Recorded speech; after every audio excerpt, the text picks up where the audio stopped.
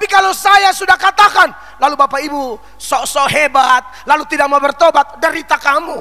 Saya lolos. 9. Tetapi jikalau engkau memperingatkan orang jahat itu supaya ia bertobat dari hidupnya, tetapi ia tidak mau bertobat, ia akan mati dalam kesalahannya. Tapi engkau hamba Tuhan telah menyelamatkan nyawamu. Itu kenapa saya khotbah keras di mana-mana. Karena saya cari aman dengan Bapakku. Saya tidak cari aman dengan ketua sinode. Saya tidak cari aman dengan ketua klasis. Saya tidak cari aman dengan ketua majelis. Saya tidak cari aman dengan ketua panitia atau ketua rayon, ketua kelompok apa. Saya cari aman dengan Tuhan. Banyak penyumbang luar biasa di gereja Tuhan tempat saya melayani. Tapi saya bilang jangan coba-coba menyumbang lalu pikir khotbahnya akan lembut. Tidak ada. Kan kalian kasih di Tuhan Allah, bukan saya. Kalau mau ambil kembali. Repot amat, Allah kaya. Amin, kekasih Tuhan. Allah kaya. Makanya orang kaya di gereja saya itu sedikit. Karena tidak tahan. Tapi ya gimana lagi, saya mau.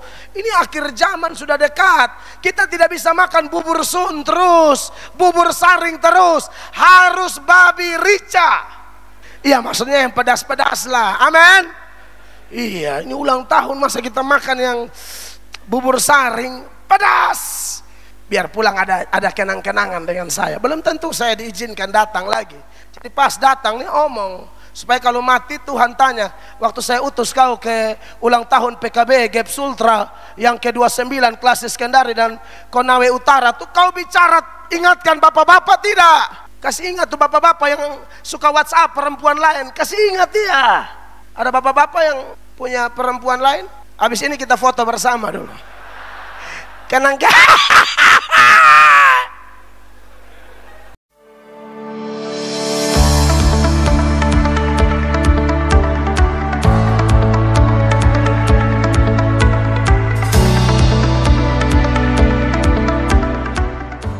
Shalom. Dalam perayaan syukuran HUT PKB yang ke-29 hari ini kita berkumpul untuk memuji, menyembah Dia, mendengar kesaksian-kesaksian pujian yang merupakan khotbah berirama yang juga memberkati saya dan saudara. Namun lebih daripada itu, kita akan diteguhkan dengan pemberitaan firman Allah. Alkitab berkata bahwa langit dan bumi ini pasti berlalu, tetapi firman Allah tidak akan pernah berlalu. Yesus berkata, kamu hidup bukan karena makan roti saja, tapi kamu hidup dari setiap perkataan Tuhan. Amin. Dunia di mana kita tinggal ini Bapak Ibu, tambah hari tambah jahat, tambah hari tambah gelap gara-gara dosa.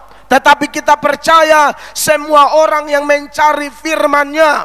Alkitab berkata, firman-Mu adalah pelita bagi kaki kami dan terang bagi langkah-langkah hidup kami. Baik langkah sebagai PKB, pria kaum Bapak, Gap Sultra, Klasis Kendari Konawe Utara, atau langkah hidup kita dalam usaha, dalam bisnis, dalam pelayanan, dalam masa muda, dalam hal apapun, firman Allah adalah andalan saya dan saudara. Amin, kekasih Allah. Karena Yesus berkata dalam Yohanes pasal 15 ayatnya yang ketiga, kamu sudah bersih karena firman yang kukatakan kepadamu. Perhatikan ayat itu. Kamu memang sudah bersih karena firman yang telah kukatakan kepadamu. Dan Bapak Ibu jemaat harus tahu bahwa firman yang kita baca, firman yang kita dengar, ini bukan hanya tulisan semata. Dalam Yohanes pasal 6 ayat 63, Yesus berkata, perkataanku adalah roh dan hidup. Yohanes 6 ayat 63, sama-sama baca, 1, 2, 3. Rohlah yang memberi hidup, daging sama sekali tidak berguna. Perkataan-perkataan yang kukatakan kepadamu adalah roh dan hidup. Maka diberkatilah semua jemaat yang lapar dan haus akan firman Allah. Apa manifestasi orang lapar dan haus? Mencari. Tidak ada orang lapar duduk diam-diam. Orang lapar makanan, cari restoran. Orang lapar makanan, cari meja makan, buka tutup saji, itu lapar. Haus, cari aqua, cari air mineral. Itu kalau lapar dan haus, makanan, minuman jasmani. Jadi kalau ada orang mengaku, saya lapar dan haus akan firman Allah, Anda tidak akan tinggal diam untuk yang namanya firman Tuhan. Ada dua jenis rindu. Ada rindu biasa, ada rindu luar biasa. Kalau rindu biasa, dia mau ada atau tidak ada. Kalau dia ada ya saya senang. Dia tidak ada, saya tidak cari. Itu namanya rindu biasa. Jadi kalau ada bapak-bapak yang istrinya ada, dia senang. Tapi tidak ada juga dia tidak susah. Biasa-biasa saja. Itu namanya Pak, rindu biasa. Ibu, kalau ada suamimu yang model begitu, itu rindu biasa. Tapi kalau dia semakin dekat dengan Tuhan, nanti Tuhan mantapkan kembali rindunya. Kadang-kadang orang awal menikah 5 tahun pertama rindu masih kencang. Tetapi kalau sudah masuk tahun ke-6, tahun ke-7, istri badan mulai agak naik. Dulu peluk masih dapat, artinya masih pas. Tangan masih ketemu. Sekarang hanya Tuhan yang tahu. Ibu lebih besar dari tiang gereja. Jadi kalau peluk tidak dapat, harus lari keliling. Bapontar, lari tapuntar-pontar. Nah, saudara-saudara, tapi kita berharap bahwa di ulang tahun PKB di Gap Sultra ini, kita bukan rindu biasa, kita rindu luar biasa. Rindu luar biasa itu begini, kalau ada dia rindu luar biasa, kalau tidak ada dia cari. Itu namanya rindu luar biasa. Kalau orang mencintai begitu kan, cinta itu ada rindu, itu paket lengkap. Makanya kalau Bapak Ibu baca di Kidung Agung pasal 3 mulai ayat 1, sebagai contoh saja penggambaran orang rindu itu seperti apa sih? Saudara lihat ayat ini. Di atas ranjangku pada malam hari ku cari jantung hatiku, ku cari tetapi tak kutemui dia. Lalu berhenti sampai situ? Tidak, ini namanya rindu luar biasa. Dia cari tidak ketemu, dia cari terus. Lanjut ayat 2. Aku hendak bangun dan berkeliling kota. Bayangkan, satu kota Kendari dia keliling. Ya, hanya mau cari di mana kita punya honey bunny tutti frutang. Aku hendak bangun dan berkeliling di kota, di jalan-jalan dan di lapangan-lapangan. Apa? Ku cari dia, jantung hatiku, ku cari, tetapi tak kutemui dia. Berhenti? Tidak. Karena ini bukan rindu biasa, ini rindu luar biasa. 3, ini baru namanya rindu. Aku ditemui peronda-peronda kota. Dia tanya itu Pol PP, Satpam, Hansip semua yang ada di sekitar Gap Sultra Immanuel. Haleluya. Aku ditemui peronda-peronda kota. Apakah kamu melihat jantung hatiku? Lalu ayat 4 berkata, saudara-saudara, baru saja aku meninggalkan mereka, kutemui jantung hatiku, maka habis kau. Kupegang dan tak kulepaskan dia, sampai kubawa dia ke rumah ibuku, ke kamar orang yang melahirkan aku. Ayat ini penuh dengan makna. Ini manifestasi cinta yang disertai dengan rindu luar biasa. Artis dari NTT itu Anmes, dia punya lagu kalau tidak salah cinta luar biasa atau rindu luar biasa. Itu anak-anak dari daerah saya, waktu dia menang itu saya doakan dia tuh. Itu anak rendah hati sekali. Dia ada cipta satu lagu sekuler, cinta luar biasa, bukan biasa-biasa. Nah, harapan saya di ulang tahun PKB, semua pria-pria, kaum bapak yang ada di wilayah pelayanan Gereja Protestan Sulawesi Tenggara ditolong oleh Tuhan sehingga kita punya rindu luar biasa. Hanya orang yang punya rindu jenis ini yang bisa mempraktikkan tema dan subtema yang ada di belakang ini. Dia bisa berdiri teguh, dia tidak goyah, dia akan maju terus, dia akan melayani, dia akan kuat dalam persekutuan, dia akan jadi dampak luar biasa dalam persekutuan di gereja masing-masing, di dalam rumah tangga, di dalam masyarakat. Pokoknya di mana saja dia berada, dia seperti emas murni. Di mana saja dia tetap mengkilap, di mana saja dia tetap bercahaya. Itu kan yang kita harapkan dari PKB. Ingat loh, ini usia 29. Kalau usia 29 tahun tapi Anda belum dewasa, bertobat Pak, bertobat. Kedewasaan sebenarnya tidak ditentukan dari kuantitas waktu atau berapa lama Anda hidup. Kedewasaan iman tergantung dari penyerahan total seseorang kepada Tuhan. Minta maaf ya, saya ketemu ada orang sudah umur 50, 60, 70 tapi tidak pernah dewasa dalam Tuhan.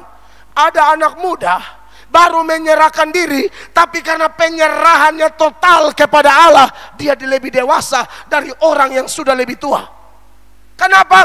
Karena kedewasaan tidak dilihat dari berapa lama kita sudah menumpang di planet ini, tapi sejauh mana kita menyerahkan diri kita kepada Allah. Maka dari itu, Bapak Ibu, jemaat yang diberkati oleh Tuhan Yesus, tema kita berdasarkan 1 Korintus 15 ayat 58, saya sudah bahas panjang lebar dalam seminar dari jam 8 pagi sampai jam 3 sore di hari Sabtu. Jadi saya memilih nats yang lain, tapi menurut saya tidak bisa dipisahkan dari tema kita.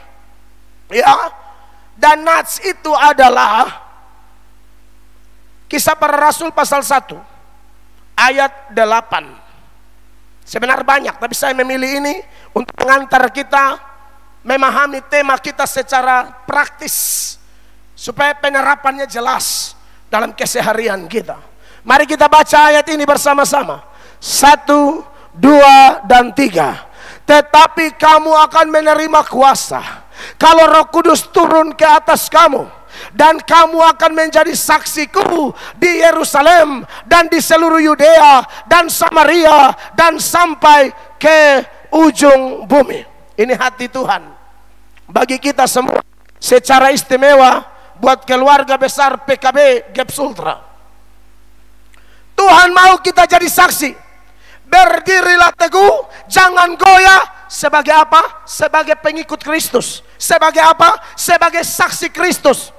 Alkitab berkata, kamu adalah suratan yang terbuka yang dapat dibaca oleh setiap orang. Artinya, kita semua adalah transparansi Kristus.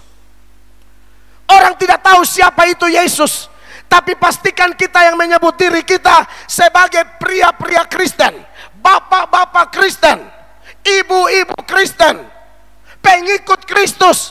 Orang tidak kenal Yesus, tapi orang melihat ada karakter Yesus, ada sifat Yesus dalam cara kita berumah tangga, dalam cara kita bekerja, dalam cara kita berjemaat, dalam cara kita melayani. Orang melihat sifat-sifat Yesus dalam hidup saya dan Bapak Ibu sekalian. Jangan ngaku Kristen kalau ternyata sifat yang kita manifestasikan adalah sifat-sifat setan.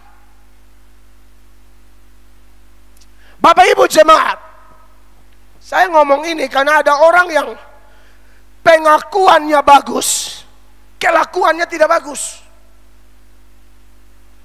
Kepada anak-anak muda atau bapak-bapak kemarin, saya jelaskan ada 3 cara menyangkal Tuhan. Yang pertama, seperti Petrus, kenal tapi bilang tidak kenal.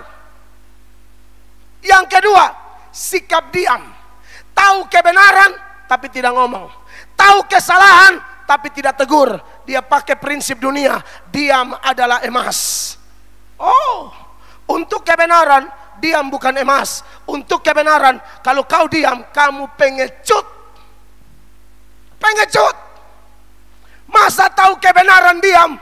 Padahal Yesus bilang, kalau kamu mengaku aku di depan manusia, aku mengaku kamu di depan Bapa. Kalau kamu menyangkal aku di depan manusia, aku menyangkal kamu di depan Bapa. Saya tahu Kristen di Kendari ini minoritas, tapi itu bukan berarti membuat kita ketakutan.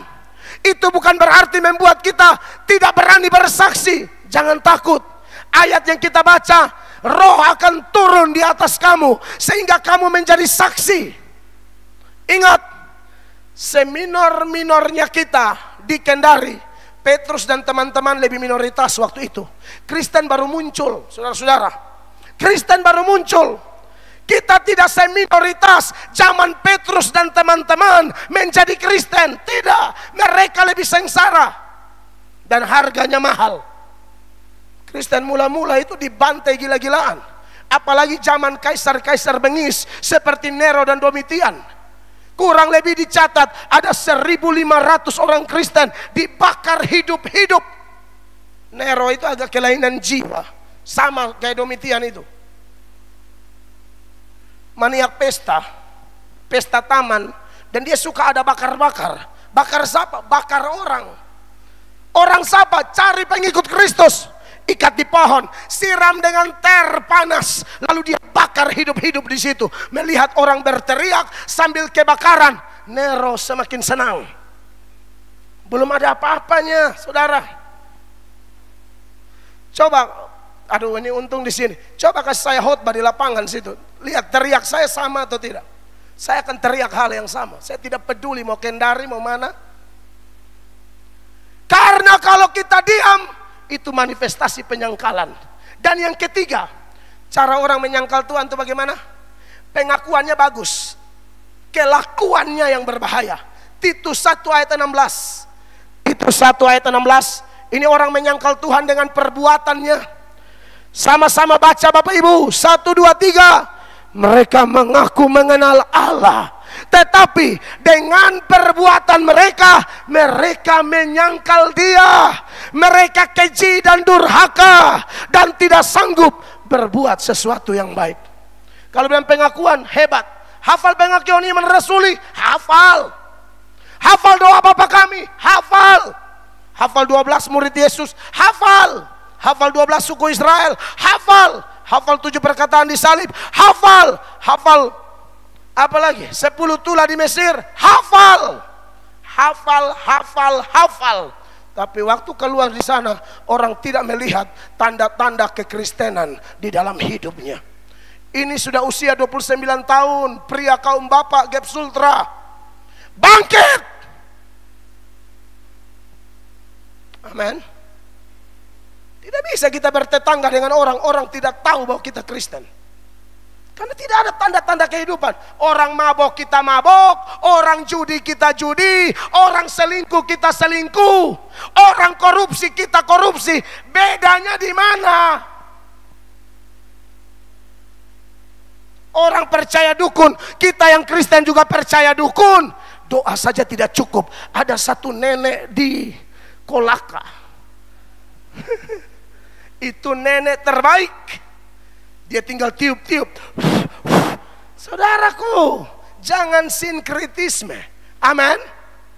Kita sudah Kristen.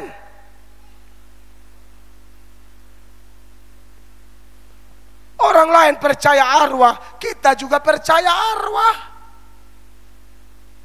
Orang NTT, orang Toraja, orang Batak, dan beberapa suku yang kantong Kristen, mirip semua kita. Kalau kita tidak belajar kebenaran, percaya banget sama arwah-arwah. Hordeng goyang, opa datang. Bilang opa datang. Gelas bunyi, oma datang. Anak nangis, tulang datang. Tulang minta nama. Iya kan? Nama saya ini sebenarnya bukan Mel, lengkapnya tuh Melkianus. Ini nama orang. Saudara saya meninggal, saya dilahirkan tuh nangis-nangis. Kata mama saya, kakak minta ganti nama. Makanya saya ikut namanya dia. Saya lahir bulan Januari, ya nama tuh Januar, Johnny, James gitu loh. Kok Melkianus? Setelah cek punya recheck, inilah kepercayaan orang tua. Tapi saya tidak ganti juga sih. Saya percaya dalam Yesus diubahkan itu. Amin. Percaya arwah-arwah. Masih ada bapak-bapak di sini begitu? Banyak belajar Alkitab, Pak. Ada ibu-ibu di sini begitu, baca Alkitab, orang mati dan orang hidup itu tidak ada hubungan lagi. Kita kadang-kadang aneh-aneh, orang masih hidup kita tidak buat yang terbaik, orang sudah mati baru kita habis-habisan. Salah sasaran. Amin. Salah itu. Orang masih hidup tidak pernah dia lewat kita tegur, shalom. Pas dia udah mati lewat kuburan, salam. Itu kalau dia menyahut bagaimana? Kita lari salah-salah, Scooby-Doo buru tidak dapat. Haleluya. Ayub 7 ayat 9 dan 10. Mimpi saya satu adalah saya harus KKR di Toraja. Dulu sudah undang, dah belum jadi, akan jadi. Dan saya akan bicara apa adanya. Saya cinta orang Toraja. Karena kita ini kan dalam Yesus, saudara. Amin. Mau darah Toraja, mau darah NTT, mau darah Batak, mau darah NTT, dalam darah Yesus kita saudara. Kitalah gereja yang kudus dan am. Ini ayat bilang begini, sebagaimana awan lenyap dan melayang hilang, demikian juga orang yang turun ke dalam dunia orang mati tidak akan muncul kembali. Itu firman ngomong. 10. Ia tidak lagi kembali ke rumahnya. Jadi jangan bilang horden goyang-goyang. Horden goyang itu karena ada jendela belum tutup, makanya angin goyang. Bukan Oma. Amin. Ia tidak lagi apa? Kembali ke rumahnya dan tidak dikenal lagi oleh tempat tinggalnya. Adalah orang yang bikin pesta ulang tahun orang mati. Itu dasar ayatnya dari mana? Makanya jadi Kristen, kita tidak anti tradisi. Tapi kalau tradisi yang tidak Alkitabiah, kita harus geser. Kalau Alkitabiah pakai, tidak apa-apa. Takutnya kita menyembah Allah sambil pegang tradisi, pegang adat istiadat lebih tinggi dari firman. Otoritas firman, otoritas gereja, otoritas kebenaran kita tekan sampai ke bawah. Tapi otoritas adat kita angkat sampai ke atas. Bertobat. Amin. Markus 7 ayat 6 dan 7. Ayat 7 bilang 6 bilang apa? Markus 7 mulai ayat 6 dan 7. Ayat 6, jawabnya kepada mereka. Jawab Tuhan Yesus kepada orang-orang Yahudi yang sangat pegang adat lebih dari firman. Yesus bilang apa? Benarlah nubuat Yesaya tentang kamu, hai orang-orang munafik. Sebab ada tertulis, bangsa ini memuliakan aku dengan bibirnya, padahal hatinya jauh daripadaku. 7. Percuma mereka beribadah kepadaku, sedangkan apa? Ajaran yang mereka ajarkan ialah perintah manusia. 8. Sama-sama 2, 3. Perintah Allah kamu abaikan untuk berpegang pada adat istiadat manusia. Sekali lagi, tidak semua adat salah. Tapi kalau yang tidak Alkitabiah, apalagi sudah sifatnya penyembahan berhala, geser. Jangan bikin Tuhan cemburu. Berhala itu ada banyak jenis Bapak Ibu. Bukan cuma satu jenis. Makanya dalam 1 Yohanes 5 ayat 21, Yohanes bilang begini, anak-anakku, waspadalah terhadap apa? Segala berhala. Kata segala berarti berhala itu ada banyak. Ada yang bersifat tradisional, ada yang bersifat modern. Kata Inggris berhala itu idol. Kita biasa bilang idola. Itu berhala. Dari kata idol. Definisi berhala tuh sejumlah teolog terkenal seperti Charles Haddon Spurgeon, seorang teolog dari Inggris, dan beberapa teolog lain seperti Henry, William Barclay, bahkan Calvin sendiri mengatakan bahwa berhala itu apapun atau siapapun yang merusak hubungan kita dengan Allah, atau gara-gara dia hubungan kita dengan Allah menjadi hancur, itu berhala. Termaksud kalau kita mencintai istri kita lebih dari Tuhan, dia berhala modern. Ada yang cintai istri lebih dari Tuhan, gara-gara dia saudara tidak ikut kaum bapak, berhala. Aduh, ada bapak-bapak bilang begini, puji Tuhan, hari ini Tuhan bukakan. Aduh, ada bapak-bapak yang bilang, aduh saatnya pembalasan tiba. Oh ya, saya bisa ngomong itu. Intinya begini Bapak Ibu, Tuhan itu mau kita lebih cinta Tuhan daripada pemberiannya. Tuhan itu sang pemberi, semua yang ada pada kita itu pemberian. Suami pemberian, istri pemberian, anak pemberian, harta pemberian, pangkat kedudukan pemberian, mobil pemberian, tanah pemberian, pengaruh pemberian, pendidikan yang tinggi pemberian, semua pemberian. Tidak ada yang kita bawa di dunia ini. Ayub bilang apa? Aku datang dengan telanjang, aku kembali dengan telanjang. Paulus bilang apa? Dalam 1 Timotius 6 ayat 7, kita datang tidak bawa apa-apa, kita kembali tidak bawa apa-apa. Sama-sama, 1, 2, 3. Sebab kita tidak membawa sesuatu apa ke dalam dunia, dan kita pun tidak dapat membawa apa-apa keluar. Saya tidak tahu di Sulawesi Tenggara atau Toraja atau di mana-mana atau di Tapanuli Utara. Di NTT itu ada fenomena begini. Orang meninggal. Yang meninggal ini selama hidup tidak pernah ikut gereja. Gereja saja dia tidak ikut, apalagi kaum bapak. Sorry. Ibadah umum aja dia nggak ada, apalagi kaum bapak. Kau cari sampai kiamat tidak ketemu.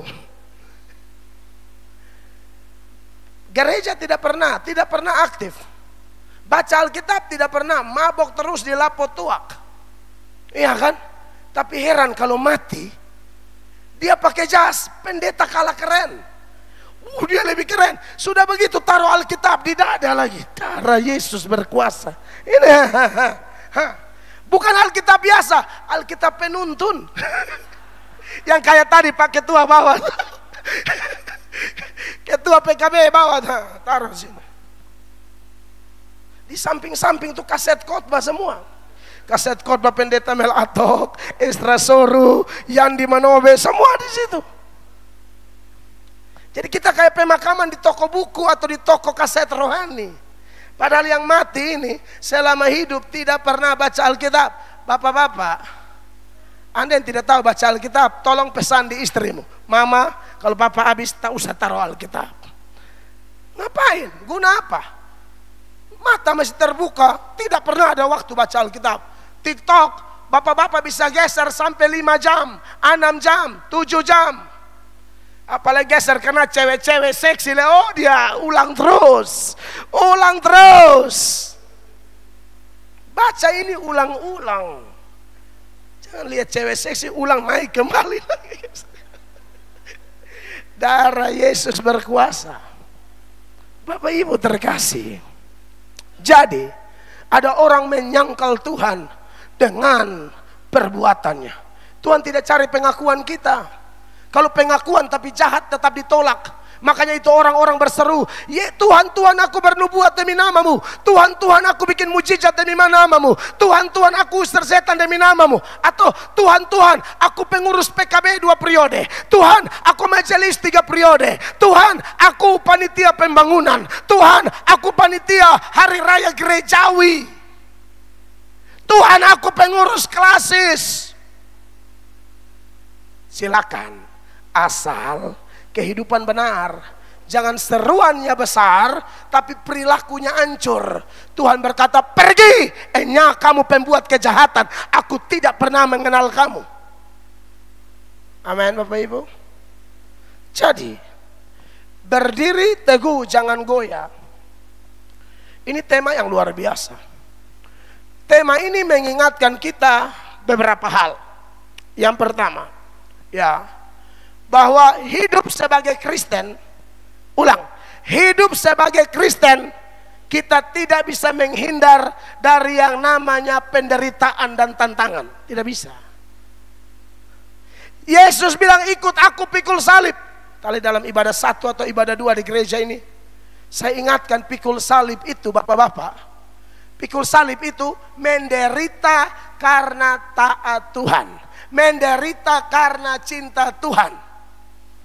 Kalau ada saudara yang menderita karena kecanduan minuman keras, lalu lambung pecah, usus hancur, itu bukan salib, bukan. Itu pohon korma dan akar-akarnya.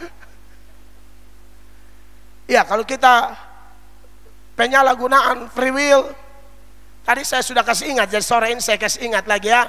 Bapak-bapak yang masih terikat rokok, usaha lepaslah. Di gereja begini kalau ngomong rokok semua agak tegang. Tapi saya harus ngomong, tak usah pakai ayat deh. Tanya aja dokter. Dokter juga hamba Allah kok, bukan cuma pendeta. Berhenti, cukuplah.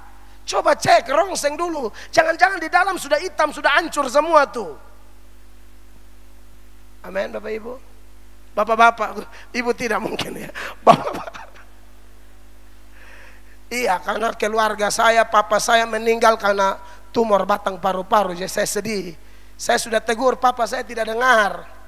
Papa bilang kau mau ke sorga, biar papa ke neraka. Bayangkan, papa saya bagian sudah kena tumor, baru papa saya bilang, aduh Mel, tumor batang paru-paru. Aduh Mel, tumor ini sakit sekali. Saya bilang, bapak, neraka lebih sakit. Kan tadi bapak bilang kau mau ke sorga, biar bapak ke neraka. Baru tumor, bapak sudah mengeluh. Neraka itu lebih ngeri dari tumor. Mau lihat gambaran neraka?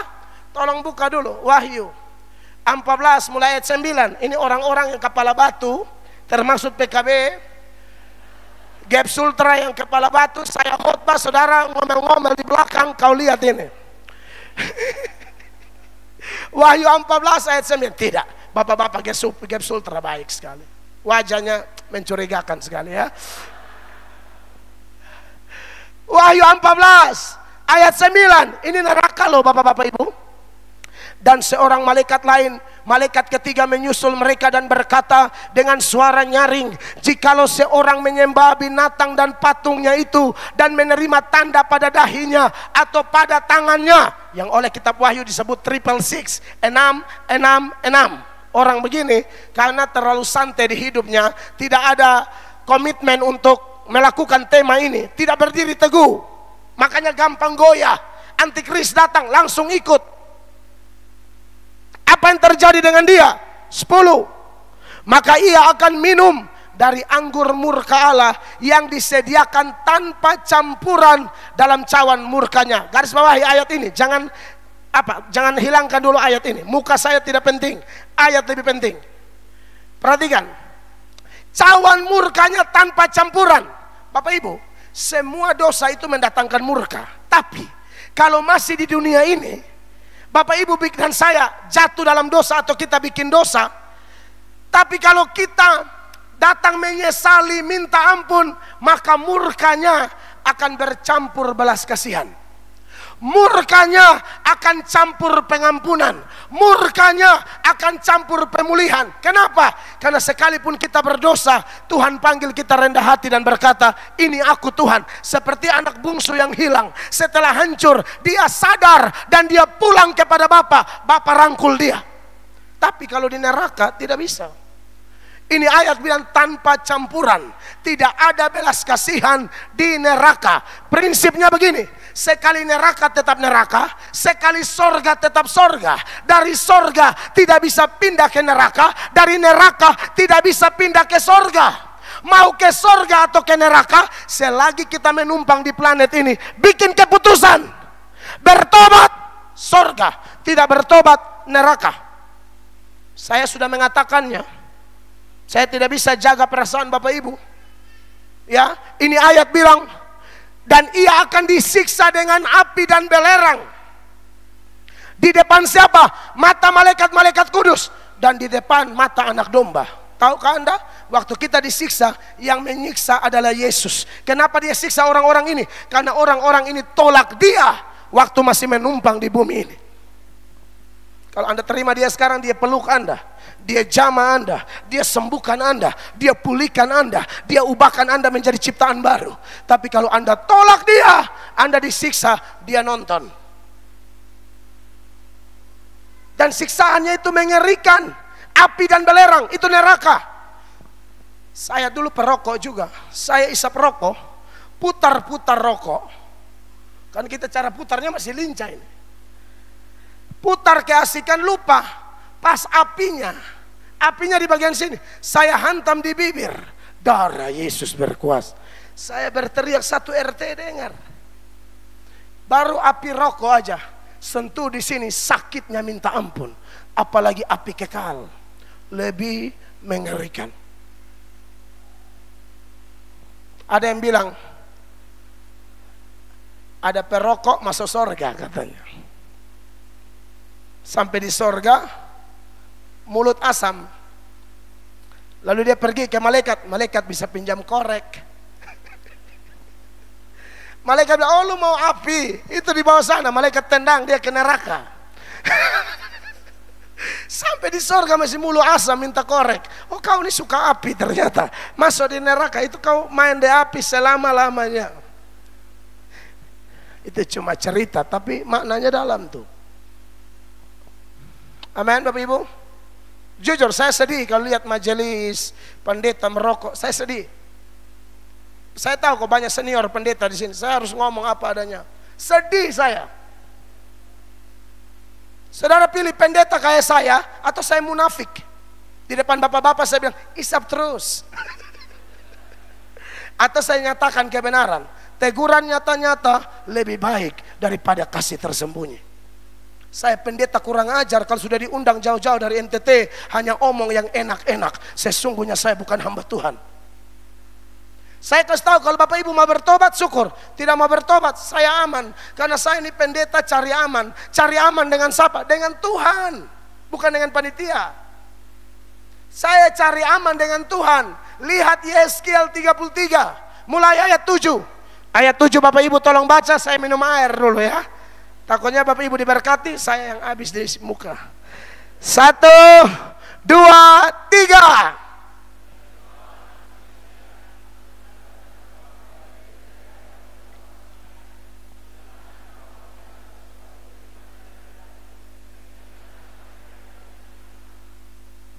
Delapan saya, kalau aku berfirman kepada orang jahat, hai orang jahat, engkau pasti mati.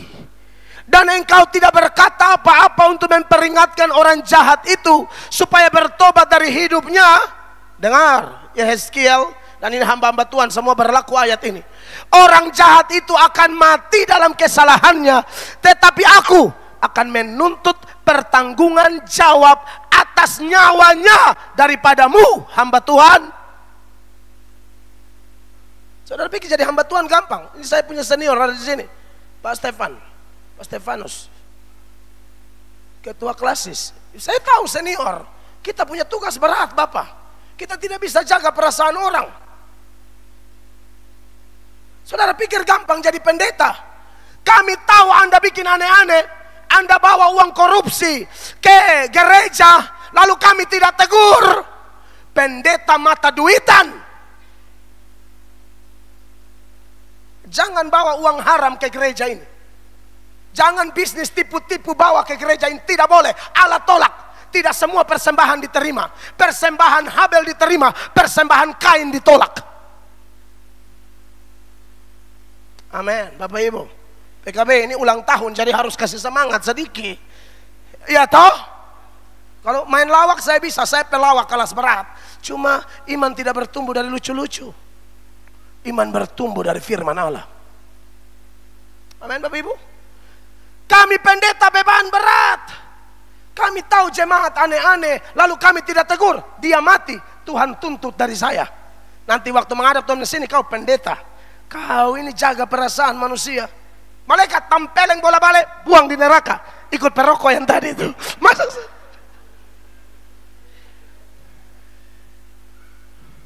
Amin. Tapi kalau saya sudah katakan, lalu Bapak Ibu sok-sok hebat, lalu tidak mau bertobat, derita kamu. Saya lolos. 9. 9 mana? Ini 1, 2, 3. Tetapi jikalau engkau memperingatkan orang jahat itu supaya ia bertobat dari hidupnya, tetapi ia tidak mau bertobat, ia akan mati dalam kesalahannya. Tapi engkau hamba Tuhan telah menyelamatkan nyawamu. Itu kenapa saya khotbah keras di mana-mana. Karena saya cari aman dengan Bapakku. Saya tidak cari aman dengan ketua sinode. Saya tidak cari aman dengan ketua klasis. Saya tidak cari aman dengan ketua majelis. Saya tidak cari aman dengan ketua panitia atau ketua rayon, ketua kelompok apa. Saya cari aman dengan Tuhan. Banyak penyumbang luar biasa di gereja Tuhan tempat saya melayani. Tapi saya bilang jangan coba-coba menyumbang lalu pikir khotbahnya akan lembut. Tidak ada. Kan kalian kasih di Tuhan Allah, bukan saya. Kalau mau ambil kembali. Repot amat, Allah kaya. Amin, kekasih Tuhan. Allah kaya. Makanya orang kaya di gereja saya itu sedikit. Karena tidak tahan. Tapi ya gimana lagi saya mau. Ini akhir zaman sudah dekat. Kita tidak bisa makan bubur sun terus. Bubur saring terus. Harus babi rica. Haleluya. Iya, maksudnya yang pedas-pedas lah. Amin. Iya, ini ulang tahun masa kita makan yang bubur saring pedas. Biar pulang ada kenang-kenangan dengan saya. Belum tentu saya diizinkan datang lagi. Jadi pas datang nih omong. Supaya kalau mati Tuhan tanya, waktu saya utus kau ke ulang tahun PKB Gap Sultra yang ke-29 Klasis Kendari dan Konawe Utara tuh kau bicara, ingatkan bapak-bapak tidak? Tentang ini, ingatkan tidak? Kasih ingat tuh bapak-bapak yang suka WhatsApp perempuan lain, kasih ingat dia. Ada bapak-bapak yang punya perempuan lain? Habis ini kita foto bersama dulu. Kenang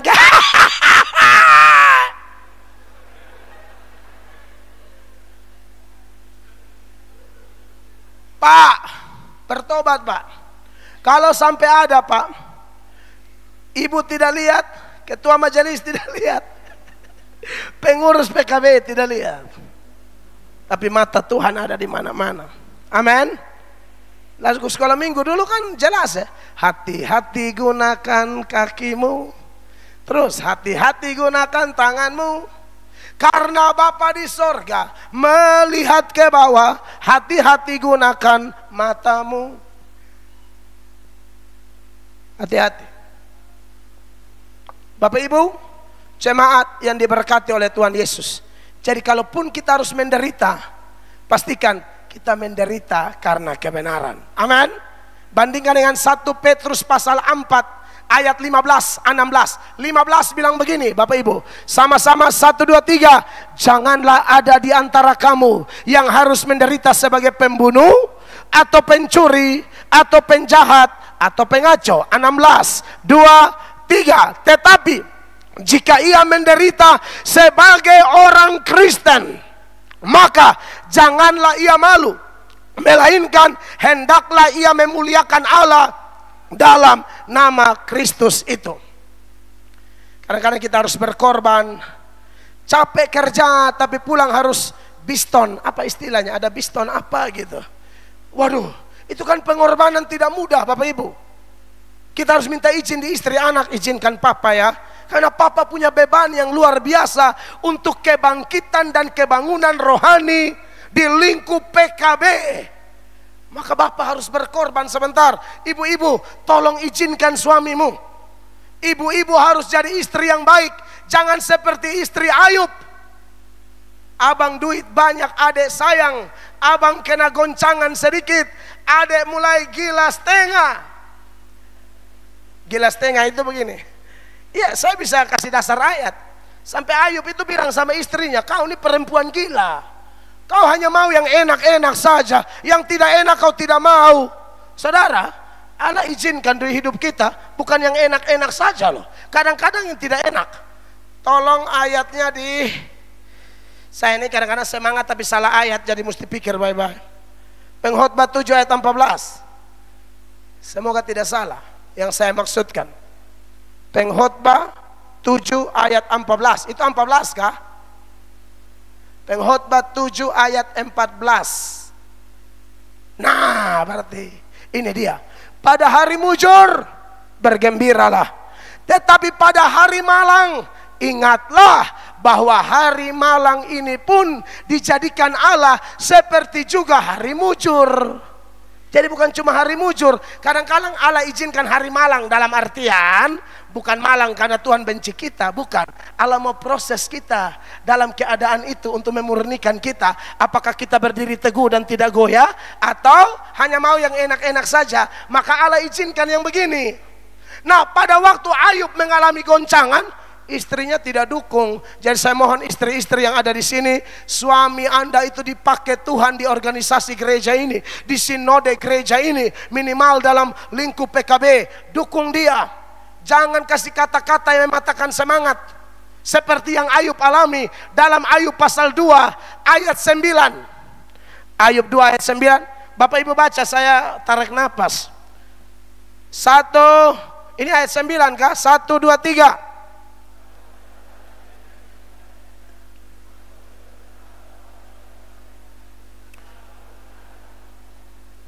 Suami dalam keadaan terpuruk, suami lagi parah-parah, bukannya kasih kata-kata membangun, tapi dia bilang apa? Masih bertekunkah engkau dalam kesalehanmu? Ikut ibadah terus, pelayanan terus, Biston terus, PKB terus. Urus yang tidak-tidak saja. Kok urus yang tidak-tidak bagaimana? Pelayanan PKB itu bagian dari tema kita. Jeripaya kita tidak akan sia-sia. Ibu-ibu percayalah, suami Anda ada di jalan yang benar. Kalau ke pelayanan itu, dukung dia. Jangan kayak ini perempuan satu nih. Tahu nama siapa dia nih? Buru apa dia ini? Ya? Masih bertekunkah engkau dalam kesalehanmu? Kutukilah Allahmu dan matilah. Lalu Ayub bilang apa? Memang gila orang perempuan kayak begini. Ayub bilang apa? Tetapi jawab Ayub kepadanya, engkau berbicara seperti perempuan apa? Gila setengah. Saya tadi sebelum datang saya masih nonton khotbah istri saya. Aduh, saya bahagia, ini dia tidak dengar ini. Saya senang sekali istri saya. Dia seorang ASN. Dia lagi bergumul, mau berhenti, mau dukung saya total. Saya bilang, mak berdoalah. Beliau PNS dari 2005. Dia bilang, papa kayaknya saya mau full dukung papa. Up to you honey. Honey bunny tutti frutang. Ya, saya bilang terserah, melayani juga tidak harus. Tapi kalau panggilan istimewa boleh-boleh saja. Jangan salah loh bapak-bapak ya. Takutnya saya pulang semua PNS berhenti semua. Jangan. Istri saya tadi saya nonton dia khotbah di channel kami, di gereja tempat kami. Oh wow. Pak majelis, Pak siapa? Mas apa? Mas juga nonton, Mas bilang, wah kok mirip Bapak ya? Ya itulah, saling menularkan Pak. Aduh, beliau juga otak kayak saya. Minta maaf, tidak ada pelayan di gereja kami rok mini-mini, tidak ada. Karena teladannya mulai dari ibu gembala. Saya bilang, mak cara berpakaian diatur mak. Kita pimpin banyak orang, bukan masalah kita jago khotbah, jago ayat. Penampilan kita harus jadi kesaksian. Kan ada tuh yang pakai pakaian kayak darah Yesus berkuasa. Bupati, buka paha tinggi-tinggi. Sekwilda, sekitar wilayah dada. Aduh, pokoknya semua pejabat diambil. Bapak Ibu terkasih, saya tidak bisa begitu. Dan puji Tuhan, dia bilang, waduh, padahal dia juga ya, kalau Bapak Ibu lihat, dia model kayak orang-orang Toraja, putih, padahal orang NTT. Biasa kalau sudah putih gagah begitu kan mau kasih tunjuk lengan, mau kasih tunjuk semua, atau ini tidak. Saya bilang, saya yang lihat. Jangan bapak-bapak seluruh Republik Indonesia. Atur baik-baik. Dan puji Tuhan dia istri mau tunduk. Padahal kepala batu sebenarnya istri saya itu. Orang belum menikah dengan saya masih muda-muda sudah PNS. Saya pendeta miskin lagi. Sampai ada yang bilang, kau nikah dengan Mel atau kau makan apa? Saya panggil dia, Nona sini. Emang kalian makan apa selama ini? Kuah asam cincin emas. Kan tidak toh, makan nasi sama. Dengar. Kamu nikah dengan saya, kamu bahagia. Jangan coba-coba omong putus dengan saya. Karena di kamu saya tidak takut yang namanya putus cinta. Tapi di hati berdoa, Tuhan tolong jangan. Ini dia minta mati saya.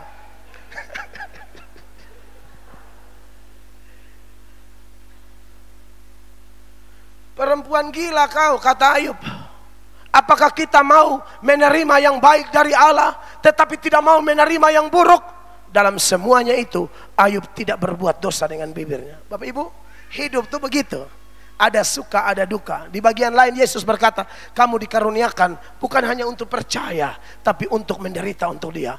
Berdirilah teguh, jangan goyah. Mengingatkan kita, pengikut Kristus, penuh dengan tantangan. Tapi jangan takut. Sebesar apapun tantangan itu, Yesus kita jauh lebih besar. Dan Dia jamin kita lebih dari pemenang. Amin. Bapak Ibu pernah baca Roma pasal 8 mulai ayat 35? Roma 8 mulai ayat 35. Ayat itu berkata, siapakah yang akan memisahkan kita dari kasih Kristus? Penindasan atau kesesakan atau penganiayaan atau kelaparan atau ketelanjangan atau bahaya atau pedang? 36. Seperti ada tertulis, oleh karena engkau kami ada dalam bahaya maut sepanjang hari. Kami telah dianggap sebagai domba-domba sembelihan. Tapi 37 luar biasa. Sama-sama 2-3. Tetapi dalam semuanya itu kita lebih daripada orang-orang yang menang oleh Dia yang telah mengasihi kita. Jadi jangan takut menderita demi kebenaran Bapak Ibu. Jangan goyah, maju terus, melayani terus. Tuhan di pihak kita. Beri tepuk tangan yang meriah bagi Tuhan. Yang kedua, tema kita ini mengingatkan kita bahwa kita tidak akan goyah. Kita bisa berdiri teguh bukan karena kemampuan kita, bukan karena percaya kepada diri kita. Kenapa saya tekankan ini? Petrus itu pernah punya janji, oh saya tidak akan goyah. Saya takut kita kegiatan begini, kita komitmen. Setelah kegiatan goyah, kayak Petrus, pas belum ada masalah, waduh kelihatan hebat sekali. Orang kami Indonesia Timur biasa bilang makam puji. Oh makam puji sekali. Karena belum ada masalah, belum ada tantangan, dan fondasinya salah.